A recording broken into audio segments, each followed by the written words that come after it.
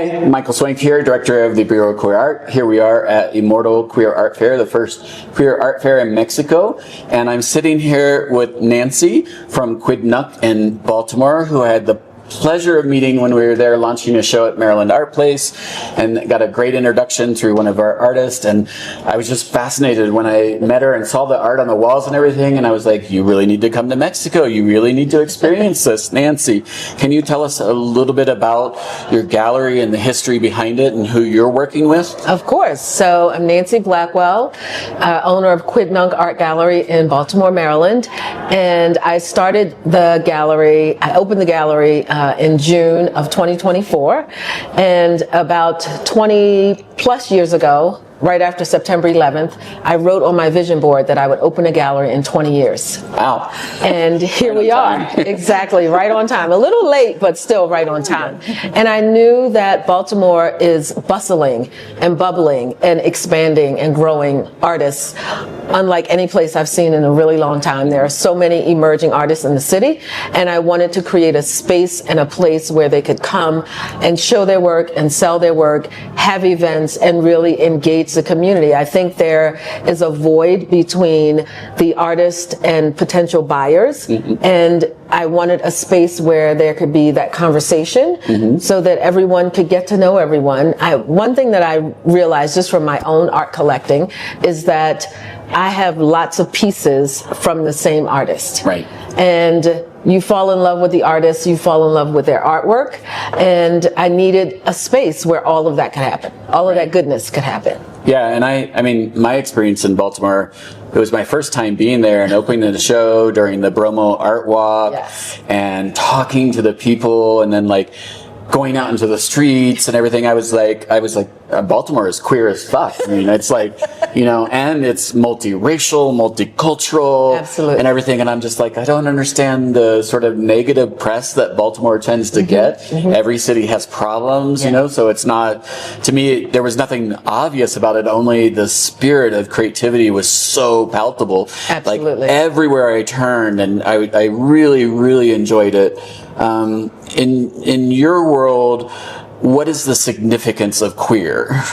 So I think in the art space, queer is a safe space. Right. And you know, I work with many queer artists, and they have a voice, right, and they have something that they want to say, and I am honored to provide that space. Right, and for clarity and just for expanding the conversation, what is the conversation in the people of color community about the queer experience? Because it's a little bit different for an artist in Mexico, right, as opposed to the United States, and there's so much conflict going on right now, classism, racism, our administration, and politically and everything. What's been your experience there? So I think, well, first of all, Quidnuck is a safe space for everyone. I think that the artists are gravitating toward the gallery because they know that it's a safe space.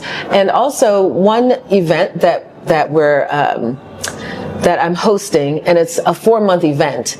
It's really interesting, and it's a music production course and a DJing course specific for queer people, because in Baltimore, you know, Baltimore is a city of dance. Right. Everybody likes to dance. If you go on Instagram and just type in Baltimore dance, you will see people dancing in the streets. One of the things that is a challenge, many queer people don't always feel safe if they were to go out to dance. Right. So we are growing a group of queer DJs who can promote their business, promote opportunities for queer people to come and dance and feel safe. Right. So that is really, that's an event that I'm really proud of. I'm working with 2 DJs and music production folks, and I'm really, really excited about what will happen once that ends and where those potential DJs will go. And is this your first time in Mexico City? My first time in Mexico City. Tell me what it's been like for you to experience the city during this Dia de Muertos celebration. What's that like for you coming from Baltimore? I've had a headache since I've gotten here because of the altitude And the pollution. and the pollution. I didn't really think about the headache connected to the pollution. I was like, I'm just not drinking enough water. The food has been magnificent. I have eaten my way every day. It's something different. I think I've eaten more food off of the street than in any other city. It has been great. I think the one thing that stood out to me is the joy that is sort of walking through the streets. I don't know what I was expecting, but I didn't think I would have seen this much joy and lots of visitors. About an hour ago, there were 4 people from Baltimore. Right. I'm like, why are you here? How did you get here? They're like, oh, we live here. Yeah. So, I mean, just meeting some of the expats from the U.S. that have been here is amazing. And we walked by the Ripley's, believe it or not, and there were a bunch of young people cursing up a blue streak in English. And I'm like, where are you from? We're from Minnesota. I'm like, okay. Cursing up a blue streak from Minnesota?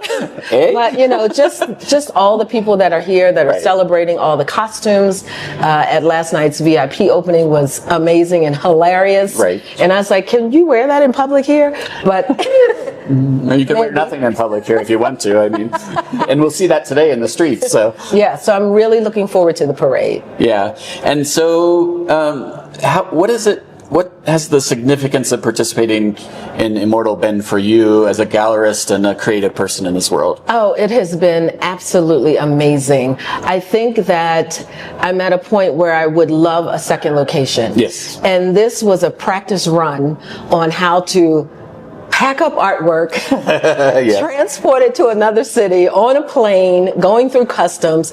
It was magnificent. And also working with artists that I deal with on a regular basis, telling them, hey guys, we're going to have a show in Mexico City. Right. Everyone raised their hand. Not one person said, no, I don't think I want to do that. Right. Everybody that I reached out to, I was like, I need works on paper, something that I can roll easily, that can transport easily.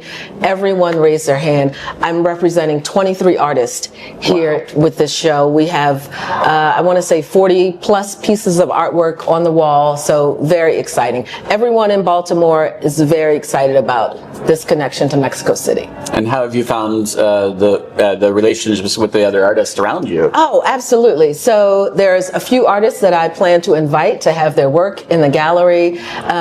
Lots of creativity here. Right. I don't know how many artists are here in total, but I've had a chance to talk to each and every artist. Some we needed a translator because my Spanish is horrible, but all good work. Right. It's exciting to have you here, and I'm honored by your presence here. I love what you bring to this, and I appreciate your openness to the entire experience and the way it's just been so fluid. And I think it's really important that all of you out there know that there's a place for you to come and explore who you are, what your identity is, and how it fits into the rest of the art community. And it's just been a special and very energetic experience so far. We still have, a few more hours today. We have hours tomorrow. Yeah. And it continues to exist. And I want everyone to know you're always invited to find yourself within the art world, that it's not as exclusive as you think it is, and that if you have the courage to put yourself out there, you will find someone who's interested in listening. And you should be able to enter into an art fair, a museum, a gallery, and find yourself in something in those spaces. Absolutely. And it's up to us to create those opportunities for people so that we can all feel safe. Yes. And I'm just super proud and happy to have you here. Thank Thank you. you. Thank you.